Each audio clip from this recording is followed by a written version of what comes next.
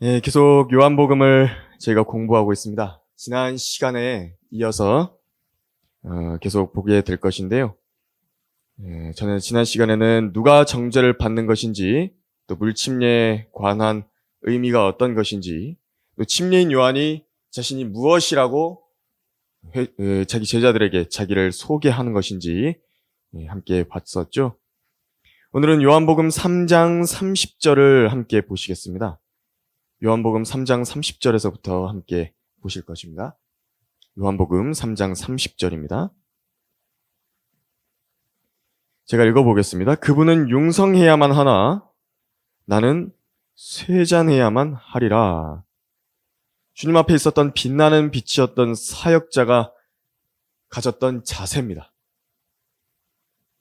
침례인 요한이 지금 이 말을 자기 제자들에게 하고 있는데, 요한 그 자신이 이제 구약이 지나가고 신약이 도래하는 그 역사적인 분기점 앞에서 이제 자신은 물러가고, 우리 주 예수 그리스도께서 바로 그 하나님의 역사의 그 전면에 등장하시는 것을 지금 보여주고 있는 것입니다. 율법 시대는 지나갔고 이제 은혜 시대가 도래하고 있는 것을 보는 거죠.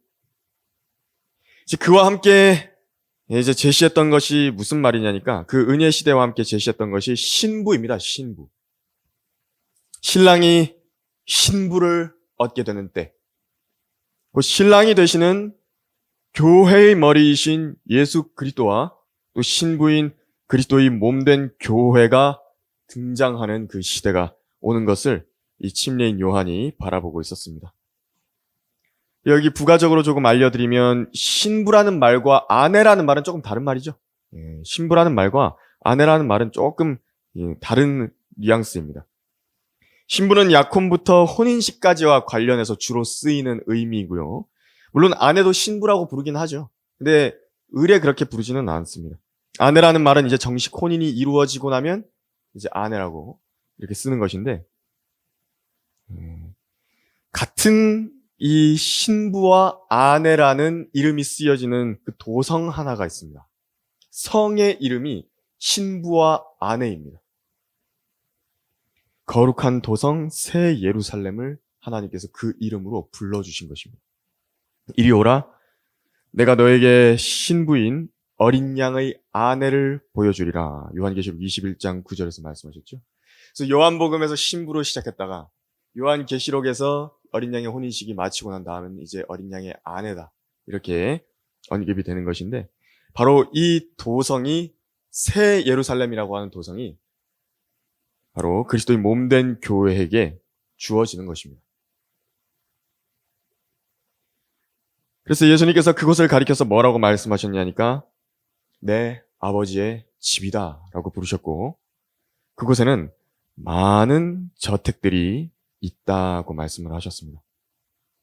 그 정동수의 흥정역, 요즘에 제가 비평을 많이 하고 있죠. 그곳에는 뭐라고 되어 있냐면, 많은 저택들이 있다고 안 되어 있습니다. 거할 곳이 많도다, 이렇게 변개가 되어 있는 것입니다.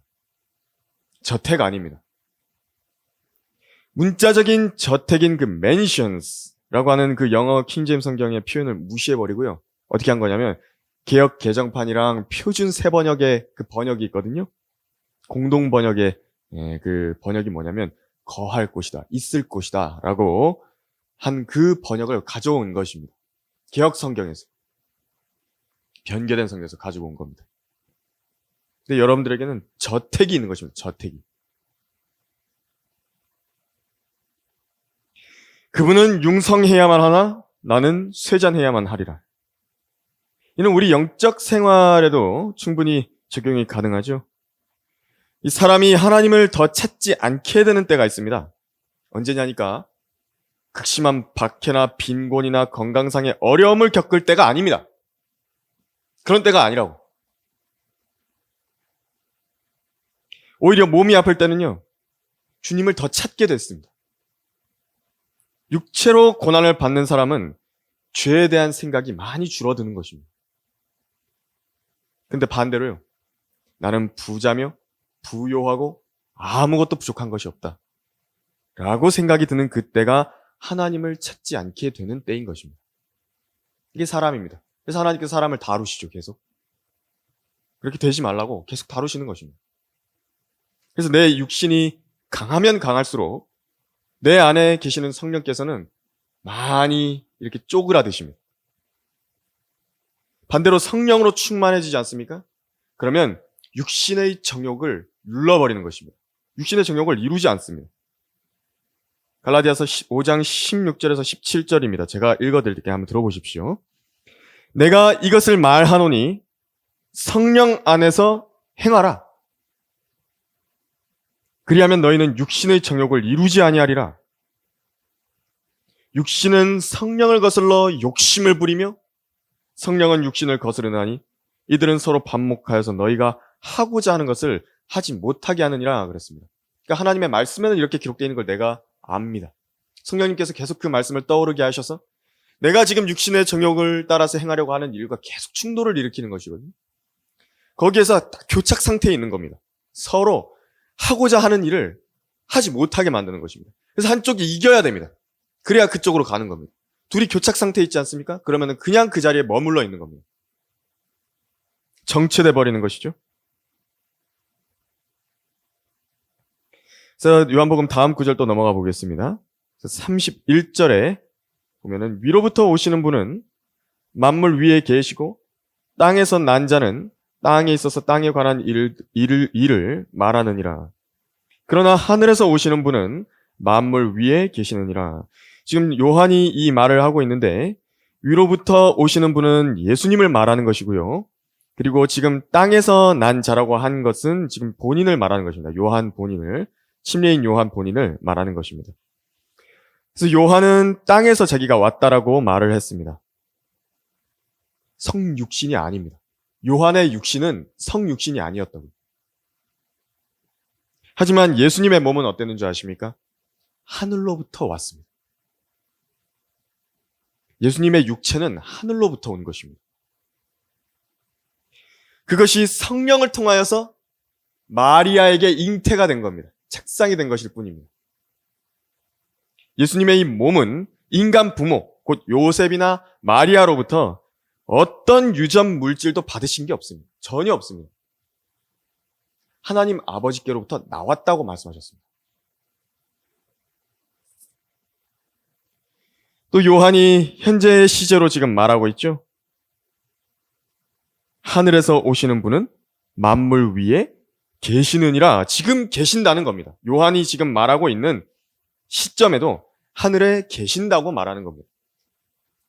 이것은 지난번에 보았던 요한복음 3장 13절과도 짝이 맞죠. 하늘에 있는 인자 외에는, 그러니까 하나님의 신성을 예수 그리스도를 통해서 보여주시는 것이거든요.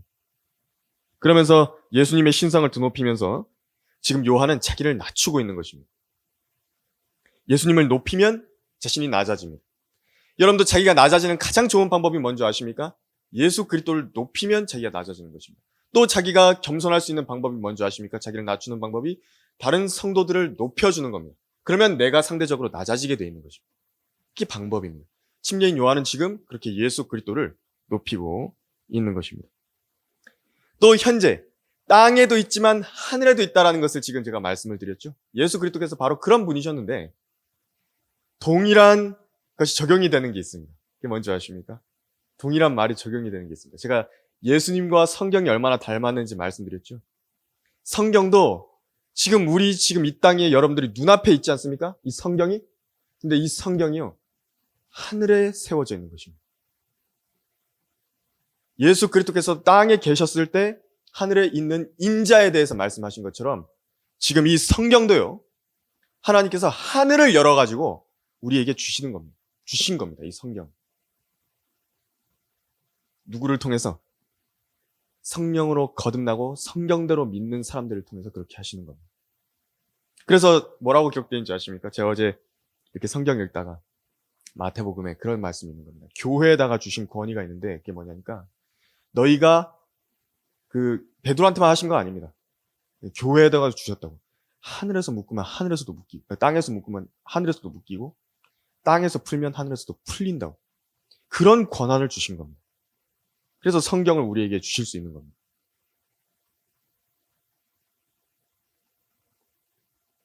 그거를 제가 프로그래머 출신이지 않습니까? 했지 않았습니까? 그게 이제 그 소프트웨어적인 이 용어로는 뭐라 그러냐면 동기화라고 그럽니다. 동기화. 똑같이 맞춘 거예요. 멀리 떨어져 있거든요. 그런데 여기랑 저기랑 똑같이 맞춰주는 겁니다. 하늘에 있는 것과 땅에 있는 것을 맞춰준다고. 이게 한글 킹제임스 성경입니다.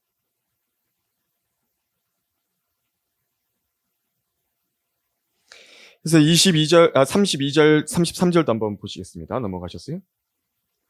그분이 보고 들은 것을 증거하시나 아무도 그분의 증거를 받아들이지 않느니라.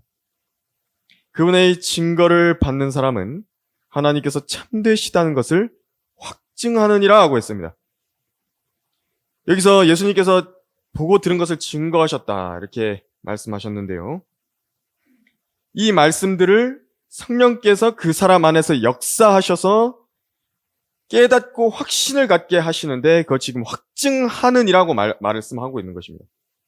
변개되지 않은 하나님의 말씀을 제대로 자신의 마음 안에 받았다라고 한다면요. 어떻게 되냐니까 하나님께서는 참되시구나. 여기 써있죠. 하나님께서 참되시다는 것을 확증한다 그랬습니다. 그 스스로가 확증을 하는 겁니다. 그러니까 단순히 내가 확신을 하는 정도가 아니라요. 다른 사람들 앞에서 확신에 차서 맞다고 공개적으로 증거하는 것을 확증이라고 합니다. 아, 하나님의 말씀에는 거짓말이 없구나. 아, 하나님의 말씀은 진리구나. 이걸 확증한다는 겁니다. 하나님께서는 참되시구나. 하나님께서는 거짓말하지 않으시구나. 이게 성경을 진지하게 공부해 나가는 학도들이 얻게 되는 특권입니다. 이것이요. 세상에요. 그 무엇이 유혹하고 믿음을 흔들려고 하고 해도요. 절대로 무너지지 않는 믿음이 성경 위에서 확증이 되는 겁니다. 옛날에는 막 누가 뭐라 그러면요. 아, 정말 그런가 이랬거든요. 하나님이 있어? 이러면은 하나님이 있는 건가? 헷갈리고 막 그렇게 되거든요. 어떻게 하나님께서 성경을 보존해서 우리에게 주실 수 있어? 그렇게 예전에 생각했거든요. 그런데 성경을 알고 나니까 하나님께서 참되시다라는 것을 확증하는 겁니다. 제대로 하나님의 말씀이 증거를 듣고 배운 사람이라고 한다면 하나님은 계시는가라는 의심이라든지 하나님께서 정말 성경을 보존하실 수 있나라는 의심이라든지 하나님께서 계시기는 하지만 사람의 생애에 그렇게 구체적으로 실제적으로 개입하시는가? 바로 내 생애에 하나님께서 실제적으로 구체적으로 개입을 하실 수 있는가? 라는 그런 의심을 가졌던 것이 없어지는 것입니다. 우리가 왜 개역 개정판을 비평하죠? 왜 그렇게 마귀의 성경이다라고 지적하죠? 왜 이렇게 강하게 이야기하는 것입니까? 왜 변개된 성경의 원문 계열에서 나온 성서들 전부 다 가짜라고 이야기하냐? 그걸 읽다 보면요. 하나님께서 참되시다는 거 확증을 못합니다. 왜냐하면 읽다 보면 혼란이 가중됩니다. 혼란이 막 가중이 되는 겁니다. 왜? 딱 읽다 보니까 없음 이렇게 났네요. 하나님의 말씀이 없어진다고?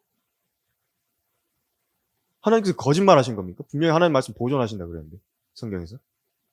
그러니까 확증을 못하는 겁니다. 하나님께서 참되시다라는. 그리고 이 말 다르고 저 말 달라버립니다. 교리적으로 맞지도 않아요. 어떻게 하나님께서 참되시다라는 것을 내 마음으로부터 확증할 수가 있다라는 것입니까? 이게 중요한 문제인 것은요. 이게 마음의 문제이기 때문에 중요한 것입니다. 이게 겉으로 보이는 것과 다릅니다. 이 믿는 척 할 수 있습니다. 사람들이. 믿는 척 할 수 있다고요. 기독교인이라는 종교인도 될 수 있습니다. 그 기독교라는 종교를 가질 수 있다고요. 세례도 받을 수 있다고. 심지어 성찬식이라고 하는 그런 것에 참여할 수 있다고요. 하지만 그 마음속 깊은 곳에는요. 한켠에 딱 뭔가 가시가 딱 박혀 있습니다. 그래가지고 평소에는 괜찮은 것 같은데 이게 괜찮은 게 아니거든요. 그런데 특정 자세에 딱 움직이면요. 그 가시가 딱 걸리는 겁니다. 이거 뭔가 이상하다고. 시원하지가 않다고. 그래서 의심하는 겁니다. 혹시 하나님께서 거짓말 하신 거 아니에요? 혹시 하나님께서 뭔가 구린 것을 숨기고 계신 거 아니에요? 믿음이라는 것이 이렇게 되지 않습니까?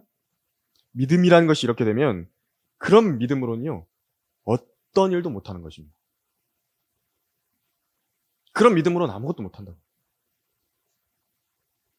왜냐하면 자기 안에 해결이 안 됐기 때문에 그렇습니다. 이 변개되지 않은 성경이 절대적으로 우리 손에 들려 있어야 되는 이유가 바로 그 하나님께서 참되시다라는 것을 확증하기 위해서 그런 것입니다. 그래서 다음 요한복음 9절 넘어가 보면요. 3장 34절입니다. 그래서 하나님께서 보내신 분은 하나님의 말씀들을 말씀하시나니 이는 하나님께서 그에게 성령을 한량없이 주심이라 라고 말씀을 하고 있습니다. 여기서 예수님께서 하나님의 말씀들을 말씀하셨다고 하셨죠? 그 말씀하신 범주는 이것입니다. 예수님께서 어떤 말씀들을 하셨는가? 하나님의 근본 원리들, 그리고 또 하나님의 가르침들, 그리고 또 원칙들, 하나님께서 입으로 하셨던 말씀 자체들을 다 말씀을 하신 겁니다. 그 수없이 하셨던 그 말씀 가운데서 성령 하나님께서는 자기의 필요에 따라서 그것들을 뽑아내셨어요.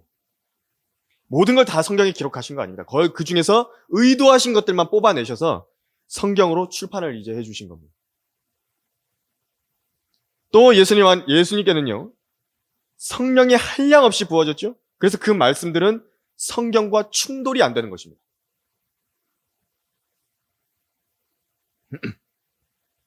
성경이 지향하고 있고, 성경을 통하여 맺기 원하는 열매와 그 목적 뜻에 전혀 충돌이 없습니다.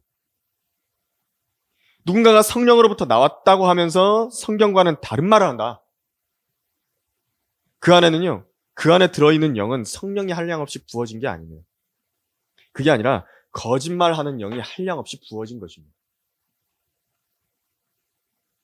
또 우리가 이 말씀으로 알 수 있는 사실은 성령으로 충만하게 되면 어떤 일을 하게 되는지를 알 수가 있는 것입니다. 성령을 한량없이 주셨더니 예수님께서 하나님의 말씀들을 말씀하신 겁니다. 우리들도 마찬가지입니다. 예수님께서도 평생 성령으로 충만한 상태에서 사셨죠. 예수님께서 평생 성령으로 충만하셨습니다. 그랬더니 그 결과가 무엇이었습니까? 성령으로 충만했더니 종교 위선자들로부터는 배척을 당하셨고요. 죽임을 당하신 것입니다. 성령으로 충만했던 사도들은 어땠는지 아십니까? 공회에 끌려가서 위협을 당했고 매질을 당했고 감옥에 갇혔던 것입니다. 성령으로 충만했던 바울은 거짓 고소를 당했으며 재판정에 끌려나가가지고 이단이라는 비방을 당했던 것입니다. 성령으로 충만하면 하나님의 말씀들을 전하게 되는데 바로 그 결과가요, 분명히 나오는 것입니다. 모호하지 않습니다. 어떤 이들은 영원한 생명을 얻고 기뻐하는 것으로 드러나고 어떤 이들은 분노와 증오, 시기로 가득 차서 달려들어가지고 공격을 하게 되는 것입니다. 교황의 칙서에는요, 루터 아시죠? 종교개혁자 그 루터에 대해서 여우 숲의 멧돼지라고 불렀고 교황의 칙서에서요. 죽이는 도구로 가득 찼다고 비방을 당한 것입니다. 한편으로 인류학자였던 피터 모셀라누스는 루터에 대해서 이야기합니다. 현명하고 활달하고 매우 신선하고 침착한 사람이다 라고 루터를 평가한 것입니다. 분명히 확 나뉘어버리죠. 이 반응이요, 나뉜 것입니다. 완전히. 이것이 바로 성령으로 충만한 사람들입니다. 저희들도 이제 나가서 거리에서 복음을 전하면 딱 반응이 나뉘는 것입니다. 절반으로 딱 나뉘어버립니다. 어떤 사람들은 우리에게 정말 수고하신다고, 내가 오늘 복음을 들었다고 이렇게 지나가는 사람들이 있는가 하면요, 어떤 사람들은요 막 욕설을 하고 막 비웃고 그렇게 조롱을 하면서 지나가는 것입니다. 예수님께서도 그런 비방을 당하신 겁니다. 성령으로 충만했는데 그런 말을 들으신 것입니다. 이 사람은 그리스도라 라고 말하는 사람이 있는가 하면 이 사람은 마귀에 들리고 미쳤다 라고 이야기하는 사람이 있는 것입니다. 그래서 여러분들도 성령으로 충만하다라고 한다면요, 이 두 가지 반응을 분명하게 얻게 될 것입니다. 하나님의 말씀으로 인해서. 그래서 이 34절에서 한량없이 주셨다. 그러니까 성령을 주시는데 한량없이 주신 것을 이제 말씀을 하셨는데요. 전능하신 하나님께서 몸소 그 성육신 안에, 그 육체 안에 성령으로 구현이 되어 계셨습니다. 이것이 골로새서 2장 9절의 말씀입니다. 제가 한번 읽어드릴 테니까 잘 들어보십시오. 그분 안에는 신격의 모든 충만함이 몸의 형태로 거하시나니 라고 되어 있습니다. 이게 무슨 말일까요? 신격의 모든 충만함이 몸의 형태로 거하신답니다. 이것이 바로 주님 안에, 예수님 안에 성령이 꽉 차 있는 것입니다. 그러니까 완전히 빈틈없이 채워져가지고, 여러분 그 압력 밥솥 아시죠? 압력 밥솥이 이렇게 있는데 거기에 틈이 도저히 새 나갈 수 없게 해놓고 막 끌어오르면 압력이 막 올라가죠? 그러면은 그 수증기 모양은 어떤 모양이겠습니까? 밥솥, 내솥 모양인 겁니다. 그 몸의 형태 그대로, 그 내솥의 모양 그대로 있는 것입니다. 수증기 모양입니다. 밥솥 모양이랑 똑같이 생겼죠? 주님의 몸도 마찬가지입니다. 신격의 모든 충만함이요, 빽빽하게 이 몸 손끝에서 발끝에서 머리카락 끝까지 다 채워져 있어가지고요, 터질 지경이었던 겁니다. 그러면 그 신격의 모든 충만함을요, 몸을 빼놓고 엑스레이를 딱 찍어가지고 그냥 본다고 생각한다면요, 그건 완전히 몸의 형태인 것입니다. 신격의 모든 충만함이 그렇게 차 계셨던 겁니다. 예수님께서. 예수님의 몸은 성육신이었죠. 그런데 그래서 성령을 한량없이 부어주셨던 것을 견뎌낼 수 있었습니다. 성령 충만이 또한 새나가지 않습니다. 새어나가지 않으신다. 우리 몸은 다릅니다. 우리 몸은요, 성경이 정의를 내리셨는데 뭐로 정의하셨냐니까 사망의 몸이랍니다. 죄들의 몸이랍니다. 육신의 죄들의 몸이랍니다. 우리가 그런 몸을 입고 있습니다. 그래서 이 몸은요, 이 죄라고 하는 흠과 티로 인해 구멍이 나 있는 것입니다. 그렇게 보시면 됩니다. 그래서 성령으로 충만했다 하더라도 그것이 계속 빠져나가는 거예요. 계속 빠져나가는 겁니다. 물론 우리 안에요, 성령님께서 계시는데 그 분이 이 완전히 우리 안에서 떠나나가신다, 그 말씀을 드리는 게 아닙니다. 예수님을 한번 영접을 했다 그러면 성령 하나님께서 그 안에 떠나지 않고 계속 계시는 겁니다. 제가 지금 이렇게 이 성령 충만이 빠져나간다라고 했던 것은, 충만했던 성령이 빠져나간다는 것은 이 성령의 역사하심의 그 관점을 말하는 겁니다. 성령의 역사하심의 그 관점에 있어서, 그 은사와 능력의 관점에 있어서 말씀드리는 것입니다. 그 관점에서는 데살로니가 전서에 나와 있죠? 거기서 뭐라고 말씀하셨냐니까 성령을 소멸하지 말라, 그 말입니다. 이 성령을 한량없이 부어주셨다라는 이 말씀, 이것은요, 정말 우리 보통 사람들한테 해주셨다가는 몸이 찢어져서 터져나갈 수도 있습니다. 실제로 경험했던 믿음의 선진들이 있었죠. D.L. 무디, 찰스 피니, R.A. 토레이, 빌리 선데이, 워치만 리, 피터 라크만, 이성호 목사님도 경험하신 적이 있습니다. 그래서 이들의 공통적인 특징이 뭐냐니까 그렇게 한번 해주시니까 견디기가 너무 힘드니까 제발 그만해 주시라고, 제발 그만해 주시라고 이 기도를 할 정도였다고 합니다. 주체할 수가 없어가지고 막 방 안을 막 돌아다니는데 가족들이 왜 그렇게 돌아다니냐고 거기서 말은 못하겠고.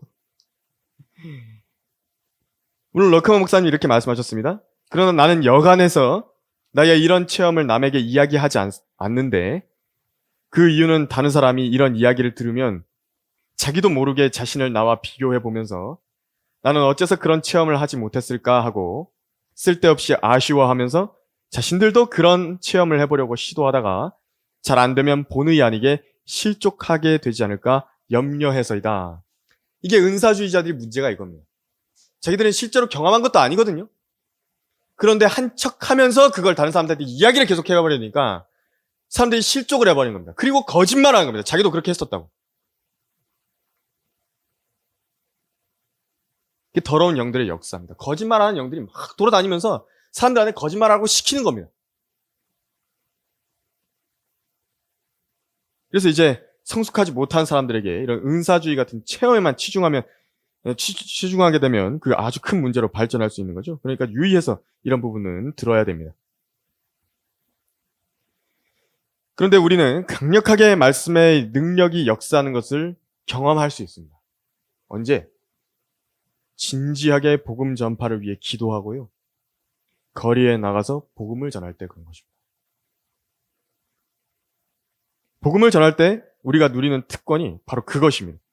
십자가를 전파하는 것이 멸망하는 자들에게는 어리석은 것이지만 구원을 받은 우리에게는 하나님의 능력이라. 그래서요, 저도요, 나가가지고 거리 설교할 때는 이게 빽빽하게 채워져 있는 것을요, 바깥으로 이렇게 내보낸다는 그런 아주 강력한 이런 느낌을 느끼죠. 그래서 그렇게 거리 소리를 치는 겁니다. 당신들 지옥에 간다고, 예수 그리스도를 구주로 영접해야 된다고 그렇게 소리치는 겁니다. 그 터져 나갈 것 같은 가죽 부대에서요, 가죽 부대가 빵빵하게 차 있다고요. 그 뚜껑을 열어가지고 압력을 나오게 하는 것입니다. 그것이 복음 전파입니다. 그래서 소리를 지르면 온 동네 떠나가라고 지르는 것입니다. 나팔이며, 성경에서 그래서 나팔 소리라고 이야기했다고, 설교를. 나팔 소리 작지 않죠? 불분명한 소리 내지 않습니다. 아주 선명하게 내는 것이고 아주 나팔을 잘 불어야 되는 것입니다. 설교자들. 거리에서 설교한다 그러면 나팔을 잘 불어야 됩니다. 막 꽹과리 같이 막 듣기 싫은 소리로 막 그렇게 사람들한테 막 감정만 자극하는 그런 식의 설교는 해서는 안 돼요. 그래서 거리 설교자들이 기도하죠. 저를 성령으로 충만하게 채워주십시오. 그때부터 능력 있게 예수 그리스도의 부활을 전하게 되는 것입니다. 그래서 은사주의자들이 망쳐놔서 그렇죠. 근데 이런 복음 전파 가운데서 성령께서 주시는 그 힘과 영역과 지혜를 얻는 성경적인 체험이라고 하는 것은 반드시 있어야 됩니다. 은사주의자들의 그것을 배제해놓고요, 거기에 이렇게 목매면 안 되고요. 우리가 성경적인 진리 안에서 우리가 이것을 제대로 체험을 해야 되는 겁니다. 성경적인 경험은 해야 되는 것입니다. 성령으로 충만하게 되면 밖으로 나가서 지옥에 가는 혼들에게 복음을 전하게 돼 있지, 교회 안에 틀어박혀가지고 마귀 들린 방언이나 하고 CCM 열창하면서 몸 막 흔들면서 그렇게 하지 않는다고. 다음 구절 넘어가겠습니다. 35절, 36절 보면 아버지께서 아들을 사랑하시어 모든 것들을 그의 손에 주셨으니 아들을 믿는 자는 영생을 가졌고 그 아들을 믿지 않는 자는 생명을 보지 못하고 오히려 하나님의 진노가 그 사람 위에 머물러 있느니라고 하더라. 하나님 아버지께서 아들을 사랑하시죠. 예수 그리스도를 사랑하시는 것입니다. 얼마나 사랑스러우실까요? 우리도 우리 자식을 보면 그렇게 예쁘고 사랑스러운데 하나님 아버지께서도 자기 독생자를 낳으셨다고. 그 아들을 볼 때 얼마나 사랑스러우시겠습니까? 그래서 얼마나 사랑하셨냐니까 이제 예수님을 사랑하는 사람은 아버지께로부터도 사랑을 받을 수 있게 해놓으신 겁니다. 그만큼 사랑하시는 겁니다, 예수님. 그래서 하나님께서 보여주신 사랑이 또한 예수 그리스도의 십자가가 된 것이죠. 그래서 그 하나님의 사랑을 자기 안에 받아들인 사람들은 예수 그리스도 안에 있게 되는 것입니다. 성경을 이걸 가리켜서 뭐라고 말씀하셨냐니까 그 사랑하시는 이 안에서 우리가 받아들여졌다라고 에베소서 1장 6절에서 7절까지 말씀하신 겁니다. 사랑하시는 이 안에서 우리를 받아주셨다. 이 사랑하시는 아들이라는 표현을 왜 계속 성경에서 하셨냐니까 우리 죄인들도, 나 같은 죄인도 그 아들 안에서 받아들여져서 하나님의 사랑을 받는 사람이 되게 하시기 위함이었던 것입니다. 어떻게 이게 가능한 것인가? 하나님의 아들과 나를요, 하나로 만들어 버리신 겁니다. 우리 육신을 사랑하시는 거 아닙니다. 네, 우리 육신은 우리가 입고 있는 사망의 몸은 그리스도 안에 있는 게 아닙니다. 그리스도 안에 있는 것만 사랑을 받습니다. 그래서 우리를 거듭난 영이 그리스도 안에 있게 되죠. 바로 그 영을 사랑하시는 겁니다. 나거든요. 그 영이. 다시 새롭게 태어난 새로운 피조물인 우리의 영을 바라보실 때 바로 그 자기의 사랑하시는 아들과 같은 것입니다. 근데 반면에 하나님의 아들을 거절한 사람들이 있거든요. 그 사람들은 이미 정죄를 받은 것이고 오히려 하나님의 진노가 그 사람 머리 위에 머물러 있다라고 말씀하셨습니다. 그래서 하나님의 사랑을 받는 방법은 뭐냐니까 예수 그리스도를 믿으면 사랑을 받게 되는 것입니다. 주 예수님을 자기의 구주로 영접하면 됩니다. 그러면 그 아들 안에서 받아들여지는 것입니다. 이 진리를 배제한 채로 하나님께서는 당신을 사랑하십니다라는 그 말만을 앵무새처럼 되뇌이면서 다른 사람들에게 알려준다. 그 죄 짓는 것입니다. 반쪽짜리 진리만 알려주는 것이라고. 가짜 교리를 가르치는 범죄를 저지르는 겁니다. 반쪽짜리 진실은 거짓말입니다. 전부 다 알려줘야지. 진노와 사랑, 그 둘 다를 알려줘야 되는 겁니다. 다음 요한복음 4장 이제 넘어가도록 하겠습니다. 4장에 다다랐죠? 4장은 이제 개인 구령에 대한 정석을 보여주시는 예수님의 사례를 다루는 위대한 장입니다. 여러 가지 진리들을 다루는데 또 이제 특히 예배에 대한 진리도 말씀을 하고 있는 것인데요. 저희가 이제 이 4장에 나오는 것을 함께 배워보도록 할 것입니다. 4장 1절에서 6절까지를 한번 보면요. 그러므로 예수께서 요한보다 더 많이 제자를 삼고 침례를 준다는 말을 바리새인들이 들은 것을 아시고 예수께서 친히 침례를 주신 것이 아니고 그의 제자들이 준 것이지만 유대를 떠나서 다시 갈릴리로 가시니라. 그런데 주께서는 사마리아를 거쳐 가셔야만 하였더라. 그리하여 주께서 야곱이 자기 아들 요셉에게 준 땅에서 가까운 수칼이라 하는 사마리아의 한 성읍에 오셨는데 거기 야곱의 우물이 있더라. 예수께서 여행으로 피곤하심으로 우물 곁에 그대로 앉으셨는데 때는 제6시쯤이더라 그랬습니다. 이스라엘 땅을 한번 보면요. 그 유대 지방이라고 하면 이제 그 이스라엘 땅이 이렇게 있으면 이 남쪽 지역을 말하는 것입니다. 유대 지방이라고 하는 것은. 그런데 이 북쪽은 어디냐면 이제 북쪽은 이렇게 이스라엘 땅을 반으로 갈라가지고요. 북쪽은 이제 갈릴리 지방이라고 부릅니다. 이 유대 지방이 있고 갈릴리 지방이 있죠. 그 사이에 딱 중간에 뭐가 있냐면 이제 사마리아가 있는 것입니다. 그래서 이 북쪽에는 원래 그 사마리아를 포함해서 북왕국이라는 이스라엘 수도가 있었습니다. 이 북왕국이라는 이스라엘 수도였습니다. 사마리아가. 그래서 그 북왕국 전체가 이제 북쪽이 이제 갈릴리 지방 전체가 이제 과거에는 북왕국으로 불렸었고요. 그리고 이제 남쪽은 유다 왕국이라고 불렸던 그 왕국입니다. 원래 솔로몬 때는 통일 왕국이었는데 하나님께서 솔로몬이 범죄하고 나니까 그 르호보암 왕 때 이걸 반으로 잘라가지고 북쪽은 떼버리신 것입니다.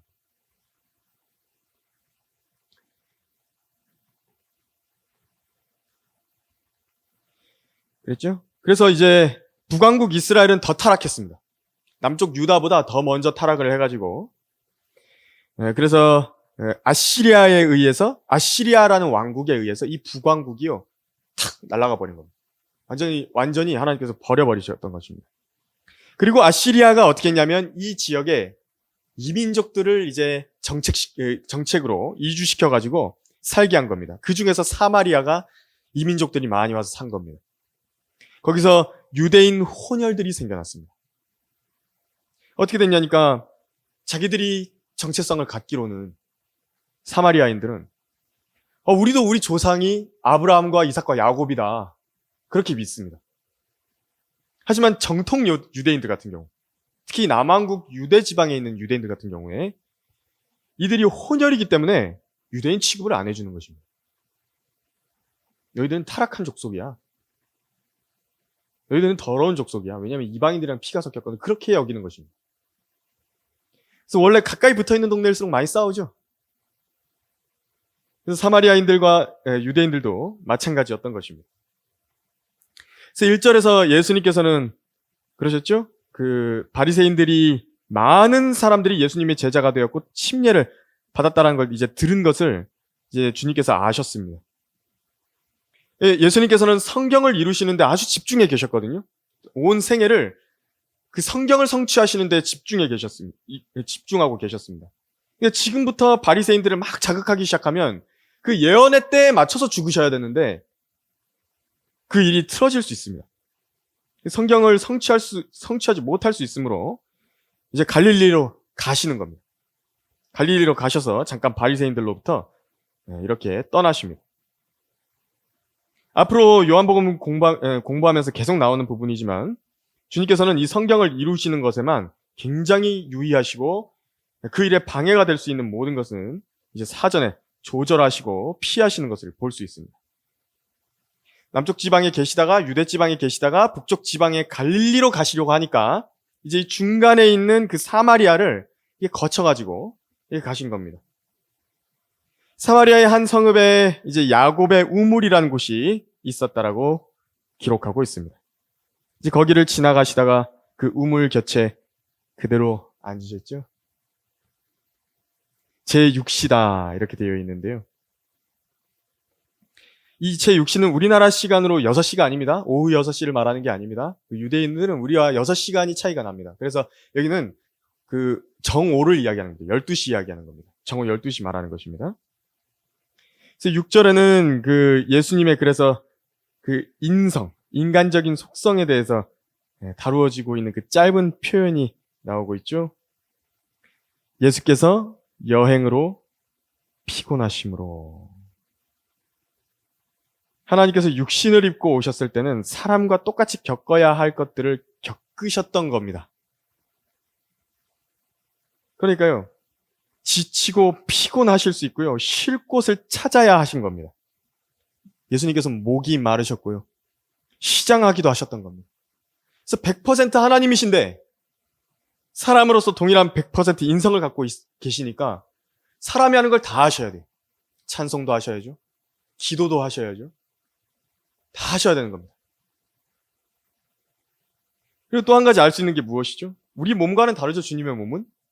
주님의 몸은 죄의 본성이 없는 몸인데 그럼에도 피곤하거나 시장하거나 목마를 수 있었다는 겁니다. 낮잠을 주무시기도 해야 했던 겁니다. 성육신인데. 그러니까 이런 연약한 질그릇 같은 몸이 인간의 몸입니다. 하나님께서 자신이 인간과 같은 생을 살아보시지 않고서는 그들의 희노애락에 대해서 진정으로 알고 계신다고 말하기는 어렵죠. 물론 이제 전지하시기 때문에 하나님께서는 사람의 인간의 연약함이라고 하는 것을 지식적으로는 모르지 않으십니다. 지식적으로는 알고 계시다고요. 하지만 하나님 본인이 겪어보신 적이 없기 때문에 동정할 수는 없으신 겁니다. 동정을 못 하신다고. 그런데 왜 이 땅 위에 자처하셔서 이런 땅의 흙으로 지음을 받은 연약한 사람과 같은 몸을 입고 오셨던 것인가? 성경은 말씀합니다. 우리에게는 위대한 대제사장, 곧 하늘들로 올라가신 하나님의 아들 예수께서 계시므로 우리는 우리의 고백을 굳게 붙들어야 하리라. 이는 우리의 대제사장은 우리의 연약함을 동정할 수 없는 분이 아니요 모든 점에서 우리와 마찬가지로 시험을 받으셨지만 죄는 없으신 분이기 때문이라. 그러므로 우리가 은혜의 보좌로 담대히 나아가자. 이는 우리가 자비를 얻고 필요한 때에 도우시는 은혜를 발견하기 위함이라.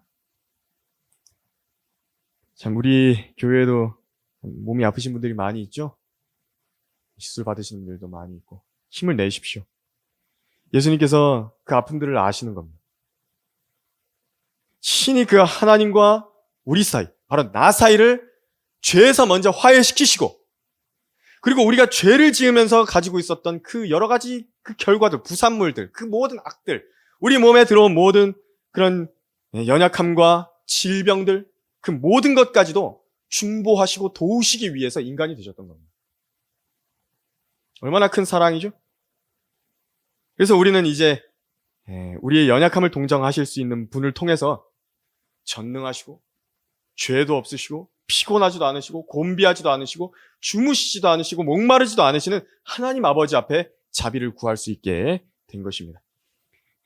오늘 이것을 잘 배우셨으니까 진지하게 우리에게 대제사장이 계신다는 걸 알고 그분의 이름으로 하나님께 진지하게 기도드리셔서 은혜의 보좌로부터 나오는 자비를 많이 얻으시길 바랍니다. 다음 시간에 더 이어서 하도록 하겠습니다.